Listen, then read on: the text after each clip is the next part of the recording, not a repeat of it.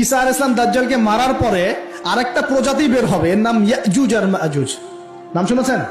এই যে এই সূরার মধ্যেই আছে, এই সূরা কাহফের কথা বললাম না, সূরা কাহফের পিছনের দিকে আছে ইন্না ইয়াজুজ ওয়া মাজুজ মুফসিদুনা ফিল আরদ। যুলকারনাইন বাদশার কথা পড়বেন, তিনি এই যে দেয়াল নির্মাণ করে দিয়েছিলেন লোহা এবং তামা দিয়ে, মনে আছে, পড়েছেন?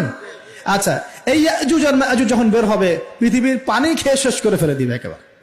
এর এত বেশি হিংস্র হবে যে এদের সাথে লড়াই করার মতো ক্ষমতা কোনো মানুষেরই থাকবে না। এমনকি ঈসা আলাইহিস সালামেরও নয়। ঈসা আলাইহিস সালাম তুর পাহাড়ে চলে যাবেন মুসলিমদেরকে নিয়ে, তুর পাহাড়ের ভিতরে মুসলিমরা সেখানে লুকিয়ে থাকবে, পৃথিবীর মেসাকার অবস্থা হয়ে যাবে, পৃথিবীর পানি খেয়ে শেষ করে ফেলে দিবে, একদম হিংস্র প্রজাতি। তখন ঈসা আলাইহিস সালাম আল্লাহর কাছে দোয়া করবেন, আল্লাহ এই বিভৎস জাতিকে ধ্বংস করো। আল্লাহ রাব্বুল আলামিন তখন ওই ইয়াজুজ আর মাজুজের এই কাঁধে, ঠিক কাঁধের মাঝখানে একটা ভাইরাস জন্ম দিবেন। কি জন্ম দিবেন? ওই যে বলি না মহামারীর ভাইরাস, অমুক ভাইরাস তমুক ভাইরাস, এই ভাইরাস আরো সামনে আছে বাকি এখনো।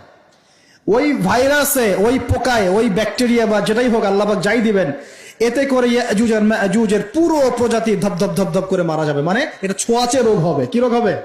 ছোঁয়াচে। ঠিক যেমন আমরা একটু করোনা দেখলাম না, একজন থেকে আরেকজন, একজন থেকে আরেকজন, এরকম জিনিস চলবে আরো বিশ্বে। আর এখনকার নতুন রিসার্চ হচ্ছে ওই সাইবেরিয়া অঞ্চলের যে বরফগুলো আছে না, ওর নিচে এই 1 লাখ বছর, 1.5 লাখ বছর, 2 লাখ বছর আগের ভাইরাসগুলো নতুন করে জায়গা শুরু করেছে এখন। হ্যাঁ, এগুলো বিজ্ঞানীরা বলছেন যে এগুলো আবার কোন দিন জানি পৃথিবীতে আত্মপ্রকাশ করা শুরু হয়। সবকিছুই ঘটবে। বিশ্বটার খুব রহস্য আছে, বিশ্বটার অনেক রহস্য আছে। আল্লাহ পাক এগুলো খেলার ছলে সৃষ্টি করেন নাই, পরীক্ষা। লিয়াবলুয়াকুম আইয়ুকুম আহসানু আমালা, আল্লাহ পাক বলেছেন। এরপরে ইয়াজুজ আর মাজুজের সব প্রজাতি মারা যাবে। নবীজি বলছেন জমিনে কোনো জায়গায় ফাঁকা থাকবে না, সমস্ত জায়গাতেই ওদের দেহ পড়ে থাকবে। আল্লাহু আকবার। এরপরে ঈসা আলাইহিস সালাম আল্লাহকে বলবেন, আল্লাহ জমিনটাকে পবিত্র করে দাও। আল্লাহ পাক কি করবেন জানেন? বড় বড় নখরওয়ালা, বড় বড় নখ আছে, নখ দেখেছেন? বড় বড় নখ, বড় বড় নখওয়ালা একটা স্পেশাল প্রজাতির পাখি আল্লাহ পাঠাবেন। কি পাঠাবেন? পাখি। এটা কোন পাখি, কি নাম আমরা জানি না। ঠিক এরকম করে এই এক শ্রেণীর পাখি আল্লাহ পাঠাবেন যাদের নখগুলো খুব বড় বড় হবে, বিশাল বিশাল নখ। এই নখগুলো দিয়ে তারা দেহগুলোকে উঠাবে, উঠিয়ে নিয়ে কোথায় যে ফেলে দেবে আল্লাহ ভালো জানেন। সুবহানাল্লাহ, আল্লাহু আকবার।